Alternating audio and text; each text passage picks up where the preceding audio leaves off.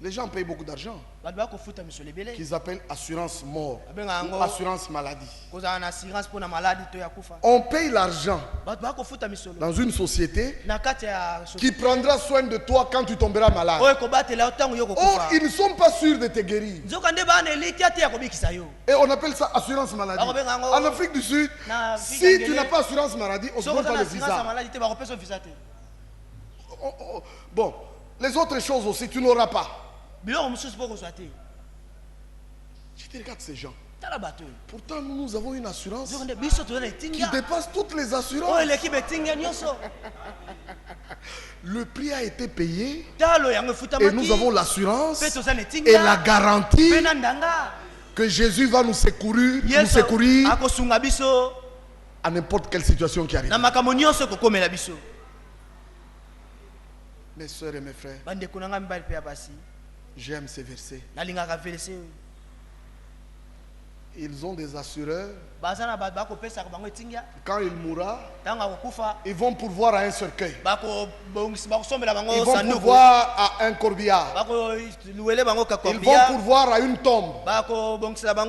Même à une pierre tombale. Ils vont aussi pourvoir même à manger pour le deuil, pour disperser. Tout est fait, tout. Même les unités pour appeler les gens pendant le deuil. Tout ça, c'est-à-dire, on dit des packages. On te donne les paquets. Et tu payes l'argent. Et l'homme se vante, il dit, j'ai l'assurance. Moi, j'ai l'assurance. Ton assurance, là, ne peut rien faire. Mais nous avons une assurance. Nous avons une assurance. Paul écrira en disant, chers frères et sœurs, je ne veux pas que vous soyez dans l'ignorance comme ceux qui n'ont pas d'assurance. Si vous croyez que Jésus est ressuscité des morts, croyez aussi que Jésus ramènera par lui et avec lui ceux qui sont morts. Paul, c'est une affirmation. Vous frères, ne vous affligez pas. Vous avez la garantie. Vous avez l'assurance que Jésus ramènera à la résurrection même ceux qui sont morts. La trompette sonnera. Les morts en Christ ressuscités. Et nous les vivants, nous serons changés dans de nouveaux corps. Et nous monterons à la rencontre du Seigneur dans les airs. Et nous serons toujours avec le Seigneur. Maintenant, consolez-vous par ces paroles. Que chaque frère arrive à cette pleine assurance-là. Regardez, frère, Actes chapitre 1. Encore ces versets. Rapidement, je lis ce qui est écrit. Verset 29. Hommes frères, qu'il me soit permis de vous dire librement au sujet du patriarche David qu'il est mort. Il a été enseveli. Son sépulcre existe encore aujourd'hui parmi nous. Mais comme il était prophète et qu'il savait que Dieu lui avait promis avec serment qu'il ferait naître le Christ, qu'il ferait naître le Christ de sa postérité selon la chair, pour le faire asseoir sur son trône. C'est la résurrection du Christ qu'il a prévu et annoncé en disant qu'il ne serait pas abandonné dans le séjour des morts. Ça c'est du Seigneur. Mais de nous, qu'est-ce qu'il est dit? Vous connaissez le verset qui nous donne l'assurance? C'est dit comme ça. Dans Zacharie ici, vous trouvez ce verset. Zacharie. Chapitre 9. Lisez ce qui est dit de vous. Oh mon Dieu, mon Dieu. Verset 11. Zacharie chapitre 9, verset 11. Et pour toi, à cause de ton alliance scellée par le sang, écoutez, je retirerai tes captifs de la fosse. Frère, le même qui a dit de Jésus, je ne l'abandonnerai pas dans le séjour des morts, le même jure, il dit les captifs, je les retirerai de la fosse. Où êtes-vous? Où êtes-vous? Est-ce que vous croyez que c'est pour vous? Croyez-vous cette prédication?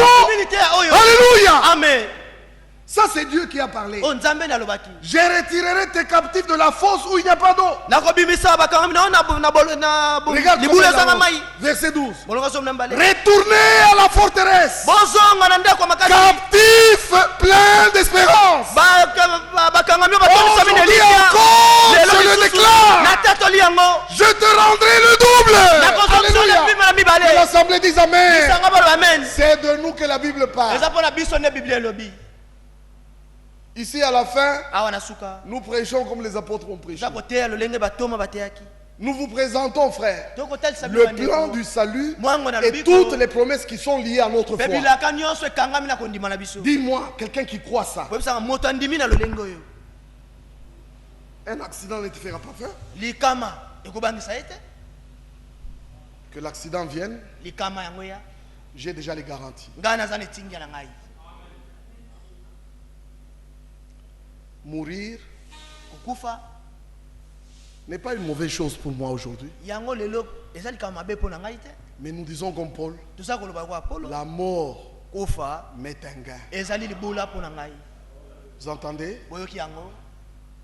Il voulait partir, mais en même temps, il voulait rester à cause des frères. Mais aujourd'hui, Dieu a permis certaines choses. Regardez, frères et sœurs. Dieu a permis que frère Firmin s'en aille.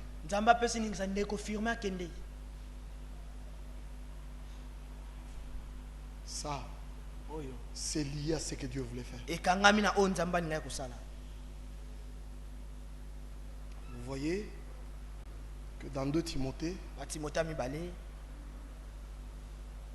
ils se donneront une foule de docteurs. Mais dans Ephésiens 4,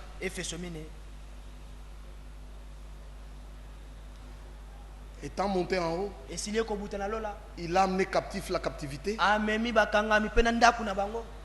et il a fait des dons aux hommes.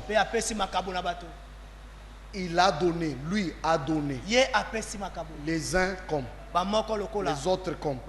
Lui a donné. Quand vous avez un don de Dieu, à cet endroit-là, je vous dis la vérité, tous les groupes qui existent à Kinshasa, leur bénédiction dépend de ce verset. Si vous n'avez pas ce que Dieu a donné, vous n'aurez jamais la volonté de Dieu prêchée et manifestée au milieu de vous. Impossible. Impossible. Nous voulons nous assurer que les hommes qui prêchent sont les dons de Dieu. Vous entendez ça? Êtes-vous d'accord? C'est l'exigence de la vraie église.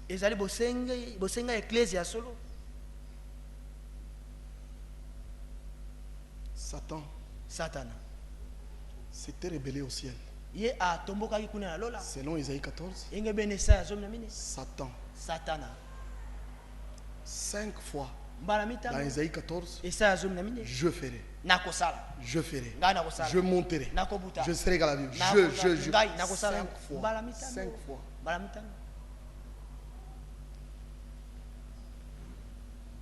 Un homme de Dieu a prêché sur ce verset, il a dit, vous voyez ces phrases, c'est vraiment un monologue authentique. C'est-à-dire quelqu'un qui ne parle pas avec quelqu'un d'autre, il parle à lui-même.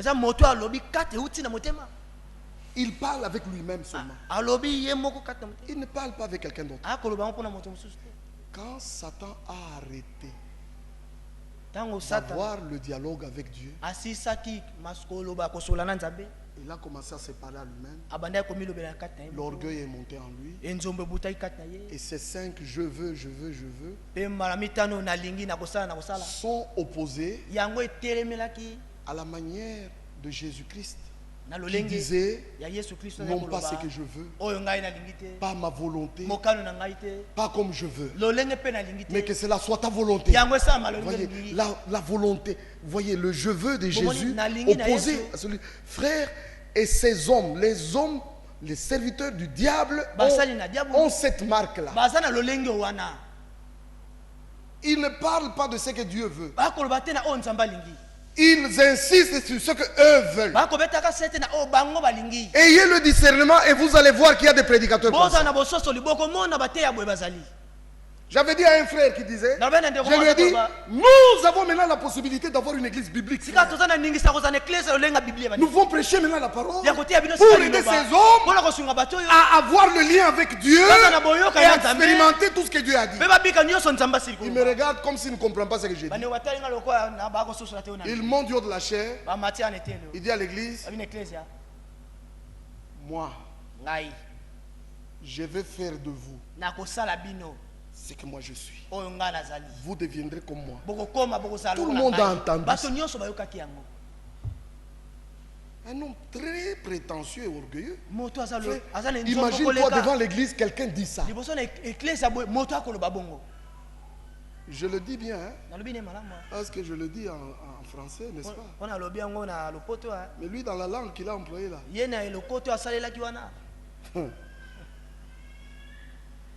Tout nous bon souhait.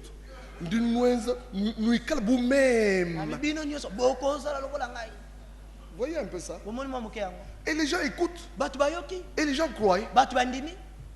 Ils disent nous devons être comme notre pasteur. Le pasteur n'est pas notre exemple. Notre exemple c'est Jésus-Christ. Il faut que les gens deviennent comme Jésus. Même quand Paul dit soyez mes imitateurs, il ajoute, il dit soyez mes imitateurs comme je le suis de Christ. Celui qui n'est pas imitateur de Christ, nous ne le suivrons jamais.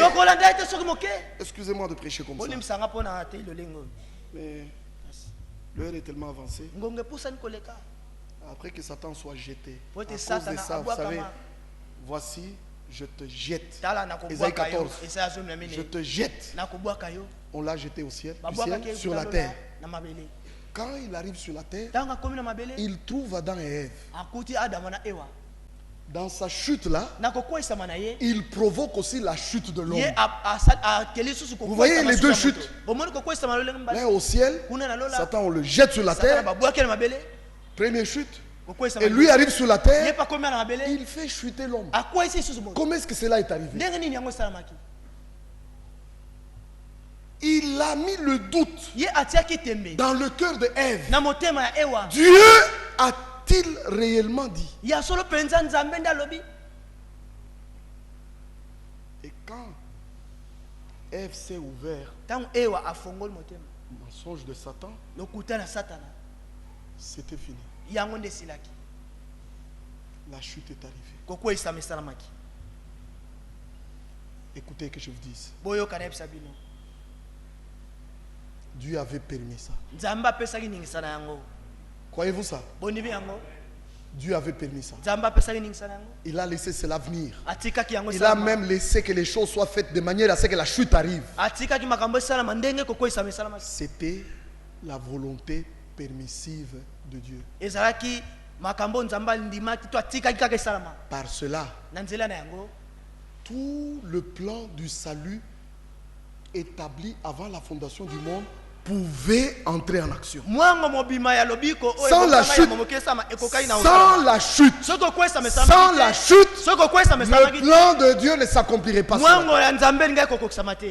Sans cette volonté permissive, la volonté parfaite de Dieu ne s'accomplirait pas. Mon frère et ma soeur, ce qui a eu lieu au début arrive dans notre génération. Ce qui était au commencement se retrouve aussi ici à la fin. Qu'est-ce qui arrive à la fin? Dieu permet. Dieu permet certaines choses. Quand Frère Franck a lu la première chute, la deuxième chute, il a vu cela se reproduire à Krefeld. Oui, parce que Dieu a répété à Frère Franck les mêmes paroles qu'il avait répétées à Adam. Il lui a dit, tout ceci est arrivé parce que tu as écouté la voix de ta femme. Peut-être que vous connaissez cette histoire. Je n'ai pas besoin de reprendre l'histoire. Mais pourtant, cette sœur, elle était avertie. Dans une seule nuit, elle avait vécu une vision qui était presque réelle. Elle dormait comme ça. Tu vois, la tête sur l'oreiller. Et puis son mari la voit se réveiller en sursautant. Elle dit, il y a un serpent qui est entré sous l'oreiller. Elle enlève l'oreiller. Frère Franck dit, mais il n'y a pas de serpent ici. Il dit, non, il y a un serpent. Le serpent est sorti de l'oreiller. Il a chié dans ma bouche. À côté. Vous comprenez, hein? Bon, passons. Mais maintenant, elle dort encore une fois. La même vision se refait. Même si, vraiment, 2 fois, tu vis la même vision. Elle se réveille. Elle dit, je sens que le serpent a fait dans ma bouche des choses. Elle va au robinet. Elle va dormir. La vision revient. Le même serpent. La même chose dans la bouche. Frère, Dieu, quelquefois, donne à quelqu'un la possibilité d'échapper. Mais il ne l'a pas écouté. Vous connaissez l'histoire? Elle a été la première qui a dit à Frère Franck, Dieu ne t'a jamais appelé. C'est que tu dis que Dieu t'a parlé, moi je doute. La femme de la maison doute de l'appel surnaturel de son mari. Qu'en est-il de nous? Je n'ai jamais vu une vision. Je n'ai jamais entendu la voix. Qu'en est-il de moi? Tu peux bien me jeter par la fenêtre. Vous voyez ça? C'était en 78. Depuis ce moment, regardez qu'avant cette date-là, il n'y avait qu'une seule assemblée dans chaque ville. Ceux qui avaient cru en ces années-là, y a-t-il des frères qui ont été dans le message ici en 78? Y a-t-il dans la salle des gens? Y a-t-il? Vous tous, vous êtes nouveaux? Il y a des frères qui sont là-bas. En 78, il n'y avait pas 2 églises. Une église à Lubumbashi, une église à Kolwezi, une église à Likasi, une église à Dilolo, une église à Kisangani. Il y avait une église. Mais avec ce qui était arrivé à Krefeld, il y a eu division. Et dans le monde entier, partout dans chaque ville, il a commencé à y avoir plus d'une assemblée. Dites-moi. Dites-moi maintenant. Vous vous réjouissez de votre groupe que vous avez. Vous pouvez accuser les autres groupes. Oh, ils vont faire ceci. Mais nous vous posons la question. Comment votre groupe a commencé? Parce que si une église doit commencer, elle commence par la prédication de la parole. Amen. Ça ne commence pas avec les gens, sortons, allons faire notre église. Non, ce n'est pas comme ça. Ça commence avec quelqu'un qui prêche. Il amène quelqu'un à Jésus. Il prêche un autre. Il amène à Jésus. Il prêche un autre. Pas quelqu'un qui amène quelqu'un dans la rébellion. Non, ce n'est pas ça.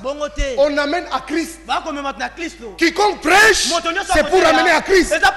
S'il n'amène pas à Christ, il a échoué. Il n'y a pas de prédication pour opposer les frères. Il n'y a que des prédications pour amener les gens en Christ.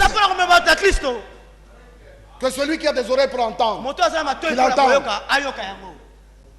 Dieu a dit je restaurerai. Et il restaurera. Frère, je vous dis la vérité. Que dans l'église du Seigneur, rien de faux ne demeurera.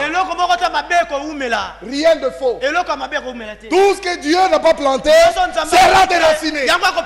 Chaque interprétation sera boutée dehors. Dieu a montré à Ewan Franc le champ de blé tout mûr.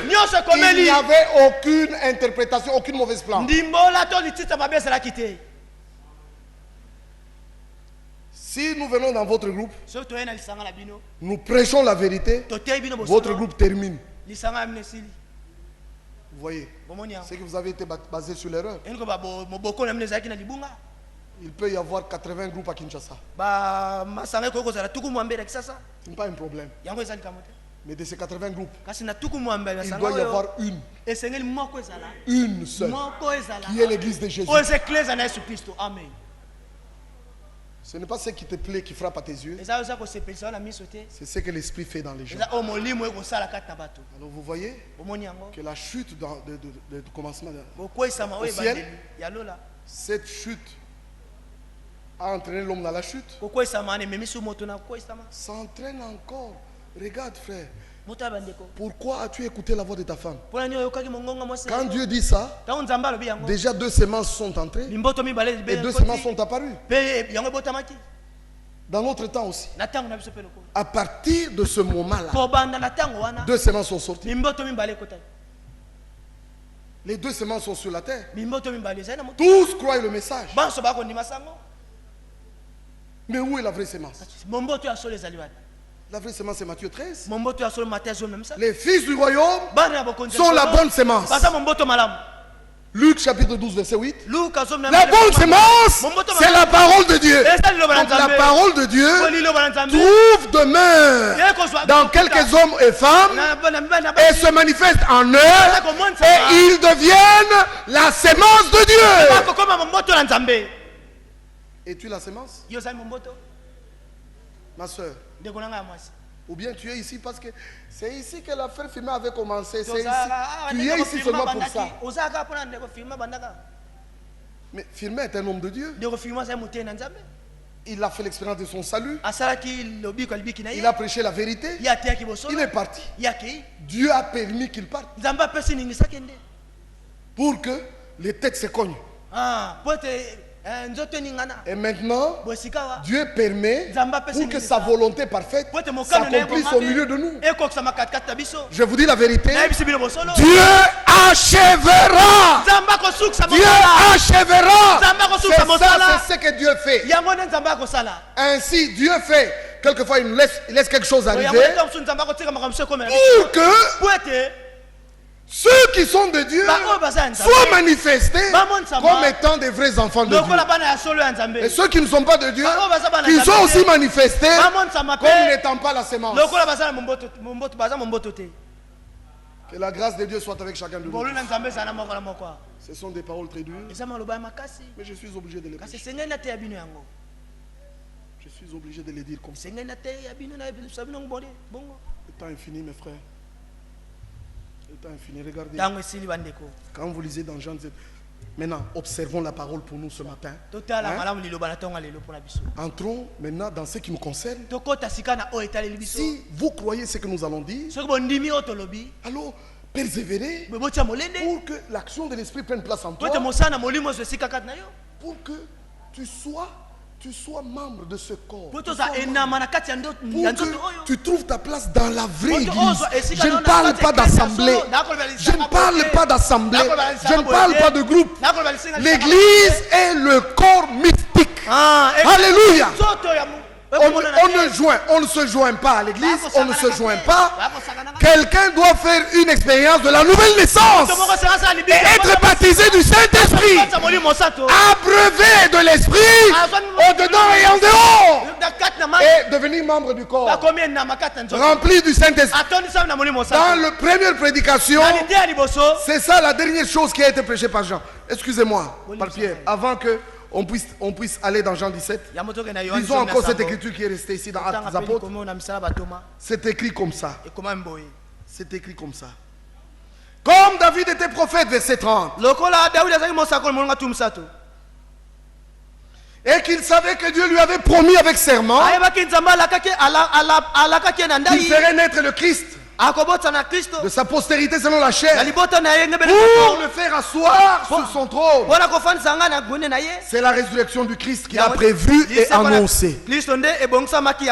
La nôtre aussi est prévue et annoncée. Voilà, je vous ai prêché ici. La nôtre aussi est prévue et annoncée. Verset 32. C'est ce Jésus que Dieu a ressuscité. Nous en sommes tous témoins. Quiconque fait partie de l'église de Jésus-Christ doit être un témoin de sa résurrection. Tu dois être un témoin de la résurrection de Jésus. Pas un témoin d'une certaine rébellion. Pas le zèle amer de l'opposition. Nous n'avons pas de problème contre les frères. Notre problème, c'est la prédication. Alléluia. Amen. Là où nous sommes, nous regardons au Seigneur. Seigneur, ne nous laisse pas. Si tu nous aimes, envoie-nous ta parole. Et le Seigneur enverra la parole. Soyez patients. Que vous ayez reçu toutes les pluies. La patience, c'est la persévérance à attendre ce que Dieu a promis. Alors tu passes par des épreuves. Satan te présente quelque chose. Avant que la chose vraie vienne, il te présente quelque chose qui est une malfaçon. N'embrasse pas. Examine. Examine. Teste cela. Essaie de tester. Si ça ne casse pas, jusqu'à ce que tu aies fini, alors tu peux prendre. N'embrasse pas directement. Plus tard, ça va te casser dans les mains. Tu n'auras plus la possibilité de revenir d'où tu es parti. Le temps est très avancé maintenant. Regardez ici, c'est écrit. Il a été élevé à la droite de Dieu. Écoutez maintenant le verset. Il a reçu du Père le Saint-Esprit, qui est la promesse. Et il l'a répandu. Comme vous le voyez et l'entendez. Là où Dieu fait cet acte, on voit et on entend. C'est un événement surnaturel qui attire les yeux, qui fait entendre quelque chose d'extraordinaire. Alléluia. Que Dieu le fasse ici au milieu de nous. Pas un pentecôtisme où on crée l'atmosphère. On fait tomber les sœurs. On fait tomber les frères. Non. Personne ne crée. C'est un vent impétueux qui souffle au milieu de nous. Ça saisit tout le monde. Le prédicateur n'a rien créé. Mais Dieu, par la puissance de l'esprit, peut toucher l'assemblée entière et agir dans le cœur de tout le monde. Par la puissance du Saint-Esprit, vivifier la parole, exceller la vie et rendre un homme mortel immortel. Que Dieu nous l'accorde ce matin. Alléluia. Nous sommes venus écouter la parole et nous voulons que ceci soit le résultat. Ici, que toute la maison d'Israël le sache. D'abord au verset 35. Assieds-toi à ma droite jusqu'à ce que je fasse de tes ennemis ton marchepied. Pierre l'a prêché dans la première prédication. Mais ça s'accomplira dans notre temps. Nous, dans notre temps, qu'est-ce que nous disons? Le dernier ennemi qui sera assujetti, le dernier. Paul prêche ici, assieds-toi à ma droite jusqu'à ce que tous tes ennemis deviennent de marchepied. Mais nous, dans notre temps, nous prêchons, le dernier ennemi qui sera écrasé, ce sera la mort. Bien-aimés frères, le Dieu du ciel écrasera bientôt Satan sous vos pieds. Voyez notre prédication. On reste dans la première prédication, mais on parle de ce que Dieu a promis et prévu pour nous dans ce temps. Dites-moi, Est-ce que c'est biblique? Et ça Bible. Croyez-vous que c'est biblique? On dit mais ça Bible. Croyez-vous que vous entendez la prédication correcte de la parole de Dieu? Si ceci est la parole de Dieu, ma prière est que Dieu la confirme. Maintenant, je vais dans Jean chapitre 17. Observons ceci pendant quelques instants. Ceci est très merveilleux, mes frères. Jean chapitre 17. Lisons seulement le verset 4. Le seul verset 4 dit beaucoup de choses. J'étais glorifié sur la terre. J'ai achevé l'œuvre que tu m'as donnée à faire. Maintenant, ce verset, qui peut y ajouter, qui peut l'étranger? Disons ce qu'elle dit. Vous qui lisez, chacun de vous qui a lu, je pose maintenant la question. Croyez-vous ce qui est écrit? Mais je vous pose la question. Sœur, vous êtes là, vous qui êtes là. Suivez la prédication. Ne ratez rien. Je vous demande, croyez-vous que Jésus a achevé ce qu'il devait faire? Tu veux que je fasse quoi si tu ne crois pas? Si tu n'es pas attentif, tu n'es pas attentif. Tu vas rater. Dieu trouve le lien avec toi par la parole. Toi, tu dois faire attention quand la parole est lue et quand elle est prêchée. Dieu ne te parlera jamais autrement. Si Dieu emploie la prophétie pour te parler, tu dois savoir dans cette réunion que c'est un moyen secondaire. Et Dieu l'emploie pour ceux qui n'ont pas la foi, afin qu'il ait la foi. Hein? Un païen qui entre ici, qui ne nous connaît pas, qui s'assied ici, et puis il entend la prophétie. Jean-Jacques, tu viens de Kimbaseke, avenue tel numéro tel. Tu es ici, toi mon enfant, parce que j'ai des choses à te dire. Moi Dieu, je te fais marcher pour que tu arrives à cet endroit. On ne me connaît pas ici. La personne qui parle là a cité mon nom. C'est Dieu qui t'aide. Parce que tu n'es pas capable de croire à la parole. Il faut que Dieu te parle de cette manière. Mais toi qui es croyant, Dieu a résolu de sauver le croyant par la folie de la prédication.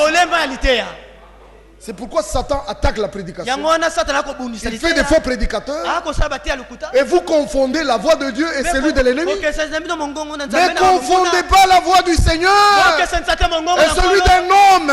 Mes brebis entendront ma voix. Et ne suivront pas un étranger. Je les connais par leur nom.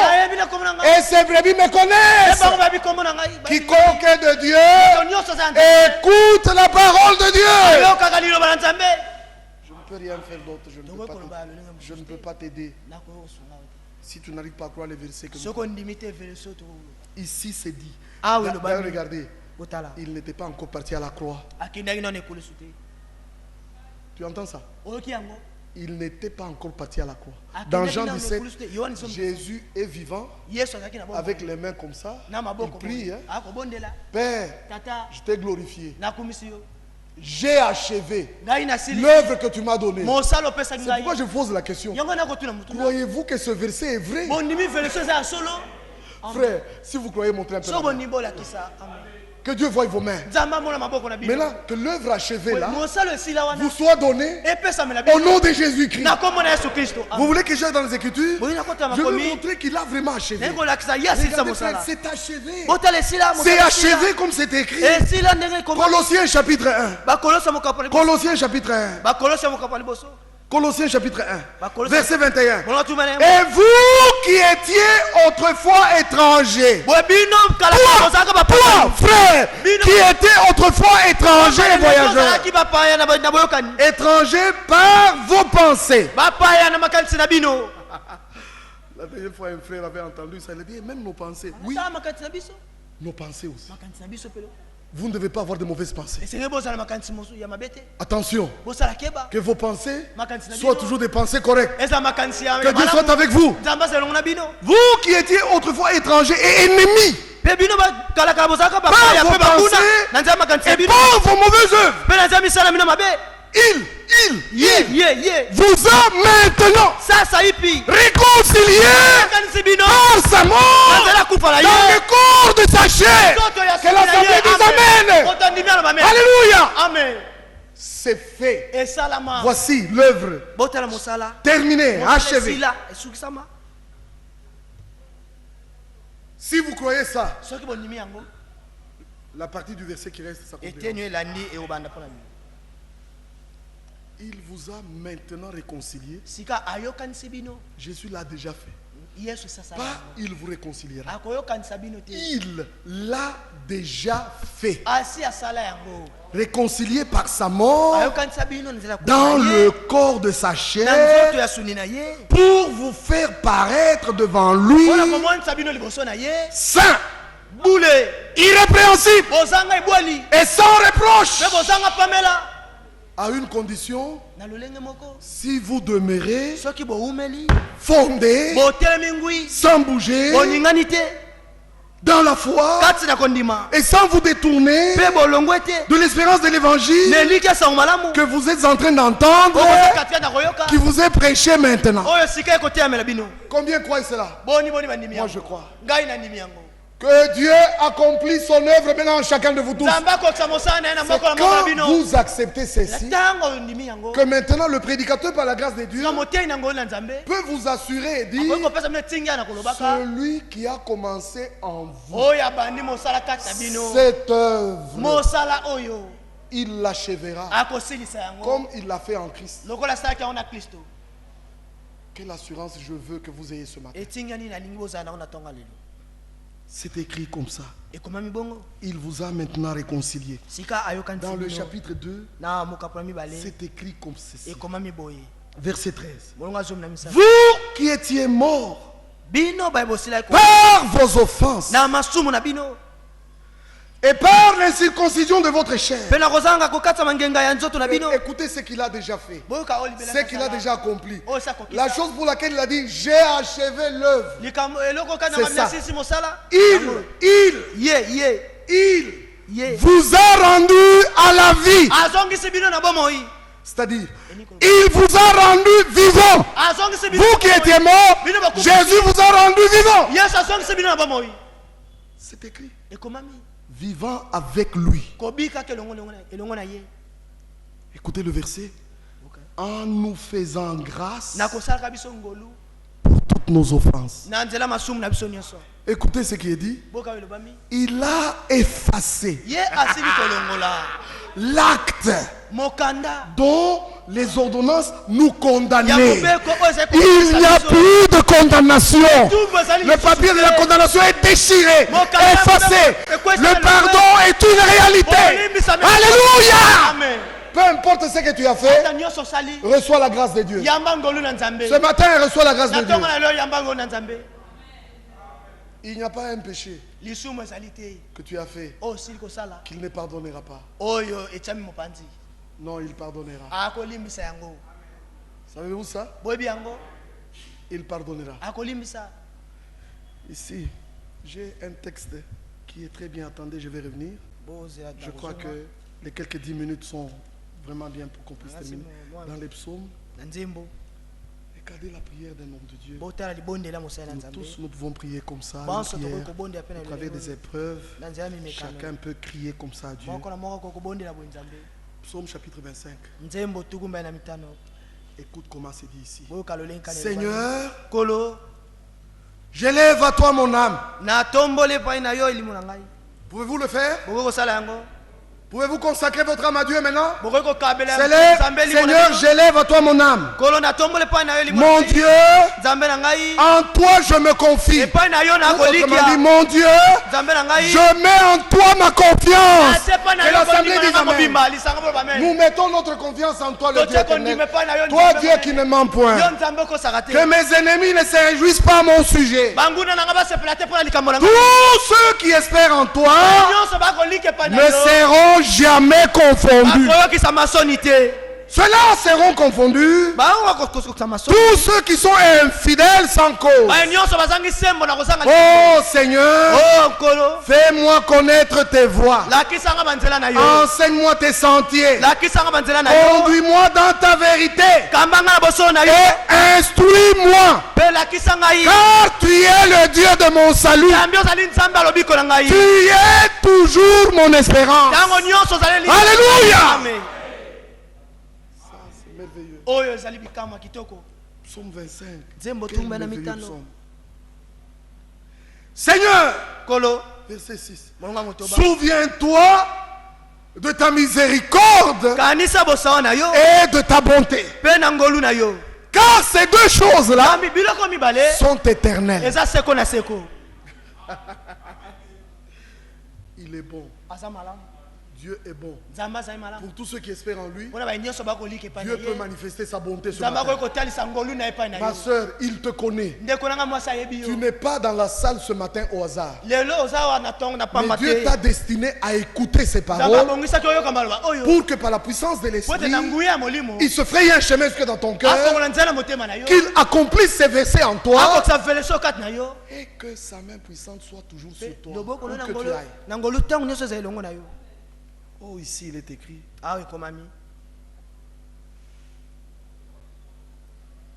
Ne te souviens pas. Je te prie Dieu. Ne te souviens pas des fautes de ma jeunesse. Ça, ce sont les péchés passés, n'est-ce pas? Hein? Si chacun dit ne te souviens pas de mes péchés de passé, de ma jeunesse, ce sont des choses passées. Mais aujourd'hui, ne te souviens pas de mes transgressions. Et les péchés d'hier et les péchés d'aujourd'hui, ne t'en souviens pas. Oublie tout. Souviens-toi de moi selon ta miséricorde, à cause de ta bonté. Oh Seigneur, le Seigneur est bon et il est droit. C'est pourquoi il montre aux pécheurs la voie. Il conduit les humbles dans la justice. Et il enseigne aux humbles sa voie. Tous les sentiers du Seigneur sont miséricorde et fidélité. Et l'assemblée reçoive ceci au nom de Jésus-Christ. Oh frère. Dans le chapitre 27.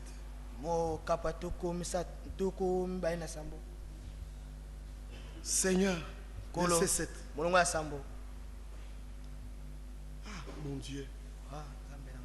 Mon frère et ma soeur. Il faut que ceci soit la soif, hein, le besoin dans le cœur. Dieu ne peut pas te donner quelque chose que tu n'attends pas. Celui qui n'a pas soif ne boira pas. Tu dois avoir soif. Soif du Saint-Esprit. Je veux vraiment être rempli. Ça doit être une préoccupation. Ça doit être une soif. Si nous n'atteignons pas cet état, rien n'arrivera. Dieu, par sa parole, veut créer dans l'assemblée cette soif-là.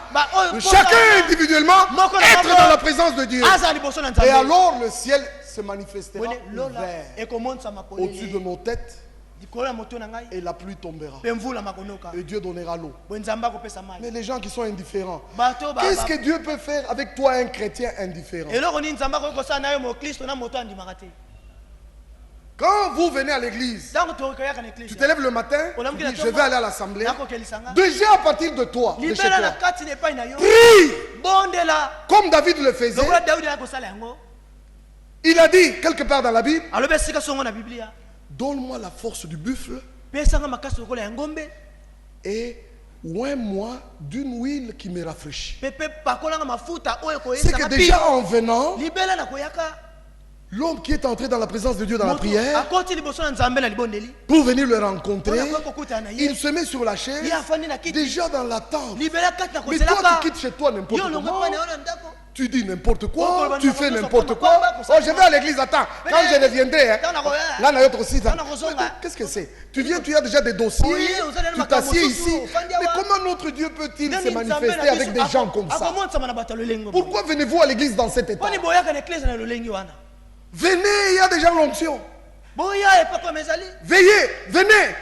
Ayant déjà ce lien-là, ce petit lien avec le Seigneur, je m'en vais pour que tu me parles. Viens pour que tu agisses en moi. Je veux que dans le culte d'aujourd'hui, un miracle s'opère en moi. Que mon salut soit total. Que ma délivrance soit parfaite. Que la vie de Christ se manifeste en moi. Que Dieu bénisse tous ceux qui sont dans cet état.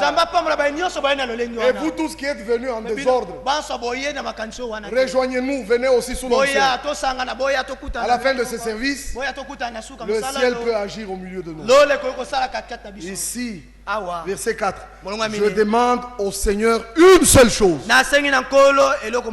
Je ne demande pas l'argent. Je ne demande pas la guérison. Je demande une seule chose. Écoute la chose que tu dois demander. Une chose que je désire ardemment. C'est quoi? Je voudrais habiter toute ma vie dans la maison du Seigneur. Parce que si tu entres dans sa présence, toutes les autres choses, tu les auras. Tu les auras sûrement. Dieu sait que tu en as besoin. Cherche d'abord ce lien-là. Entre dans sa présence. Je demande une seule chose que je désire ardemment. Je voudrais habiter toute ma vie dans la maison du Seigneur. Parce que si j'entre dans sa maison, verset 5, il me protégera dans son tabernacle.